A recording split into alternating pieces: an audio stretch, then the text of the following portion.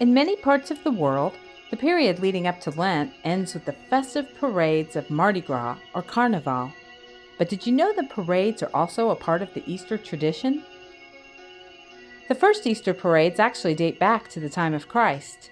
It was Jesus himself who was the focal point of these parades, first during his triumphal entry into Jerusalem, and then as he bore the cross to Golgotha, to the place of his crucifixion.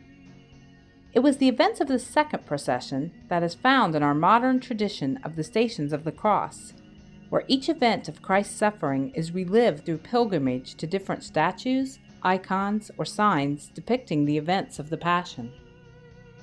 Many people today even travel the street in the old city of Jerusalem that Jesus is believed to have walked on the way to his crucifixion.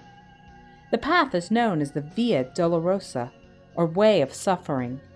Its route winds through the cobbled streets of the city and concludes at the Church of the Holy Sepulchre, stopping along the way to mark significant events in the procession of Christ as he carried the cross.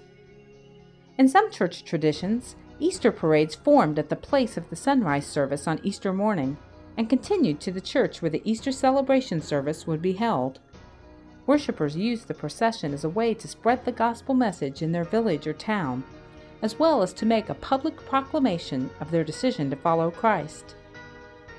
The tradition was also immortalized in Irving Berlin's 1948 movie Easter Parade.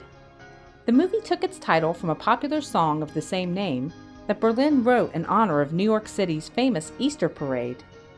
The Big Apple's holiday parade began in the late 1800s, and at the height of its popularity in the 1940s, over 1 million spectators turned up to watch the Easter parade as it made its way down Fifth Avenue.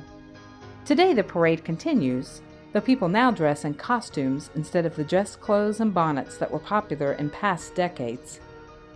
If troubles are weighing you down this Lenten season, don't let life rain on your parade. Even if you do not celebrate Easter with a processional or pilgrimage, God can still reveal his path for you to follow. David spoke about God's leading in the Psalms when he wrote, "You will show me the path of life. In your presence is fullness of joy. At your right hand there are pleasures forevermore."